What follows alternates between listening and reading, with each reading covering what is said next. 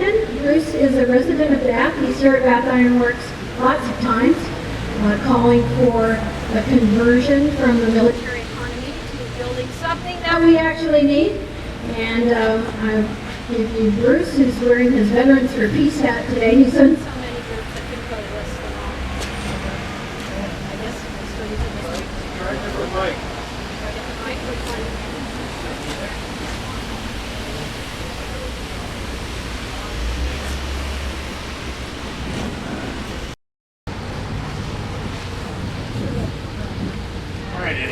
So I have some questions that I've been given. I'm going to respond to these questions. What do you believe needs to happen in this country in order to stop the U.S. from emptying its treasury by spending almost $1 trillion a year on the military? Well, first off, we need a new consciousness in this country. Consciousness that's not about that we are number one, or that we are the exceptional nation, or the exceptional people. It's a lie, it's mythology. We have to start right there. We also have to begin as activists to make connections between militarism and things that are not being funded and taken care of, like education. Just days ago at Berkeley in California, UC Berkeley, students were protesting at the Board of Regents meeting, and they called in the police SWAT team to stand between the students of the university and the regents, because the students were complaining about tuition increases. Well, those students need to also be talking about the military budget. And when we as activists are talking about climate change, we need to be talking about the Pentagon that has the largest carbon footprint on the planet. And how will we ever have money to deal with the necessary changes we need to make in our society, building solar and wind and rail systems, unless we cut the military budget? I saw the other day that Meals on Wheels programs in Maine are being cut, and that elderly people will be going without food. And so the people that are working in those programs should begin to talk about the military-industrial complex that is wasting almost $1 trillion a year. The second question is, why are you protesting against these new destroyers made at Bath Iron Works? Today, in the Black Sea, just near Russia, these Aegis Destroyers are being positioned. Today, they're being positioned all along the coast surrounding China. The United States intends to send these ships into the Barents and Bering Sea on the northern reaches of Russia, completing a military encirclement of Russia. The United States has announced a pivot of 60% of U.S. military forces into the Asia Pacific in order to encircle both Russia and China. This is a provocative action. The new Zumwalt destroyer made here at Bath Iron Works, what they call a stealth destroyer, is being outfitted with an electromagnetic railgun that they say they will be able to sneak up on China and blast them in a first strike attack. That's a provocative action that creates new arms races and destabilizes the peace around the world.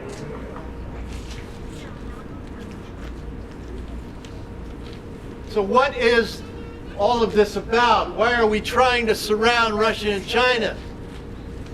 In the case of Russia, Russia has the world's largest supply of natural gas and significant supplies of oil. And we should know by now that the #1 job of the U.S. Pentagon is to serve as the primary resource extraction service for corporate globalization. We've taken out Gaddafi in Libya, Libya has the largest supply of oil on the African continent. We've balkanized, broken Iraq into 3 different countries, Sunni, Shia, and Kurd, so that the Western oil corporations can better control the oil in Iraq. The United States now is trying to destabilize Venezuela, that has some of the largest supplies of oil on the planet. And then because of climate change, the Arctic ice is melting. And the oil corporations are saying, now we'll be able to drill, baby, drill in the Arctic. But what country has the largest land border with the Arctic Ocean? It's Russia. And so that's the reason why the United States has announced that they want to do regime change in Moscow. They want to balkanize even Russia, break it into smaller countries so that the United States and British oil corporations will have a chance to have access and control to that Arctic and Russian oil and natural gas.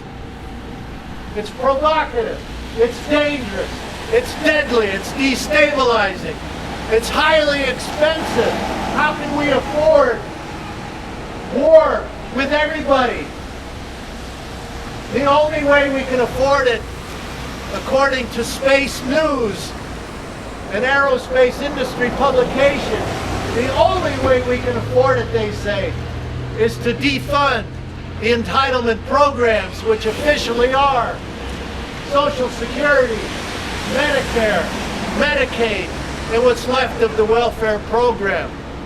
It's no coincidence that recently, with the new Senate controlled by the Republicans, the 15 incoming Republican senators have signed a pledge saying they're going to defund food stamps, entirely shut down the food stamp program, and move the money into the military-industrial complex. The American people have become the enemy now. And the social programs and social services and education all must be defunded in order to provide the resources for this aggressive, metastasizing, cancerous militarization of the planet on behalf, not of the American people, but on behalf of corporate globalization of the world economy.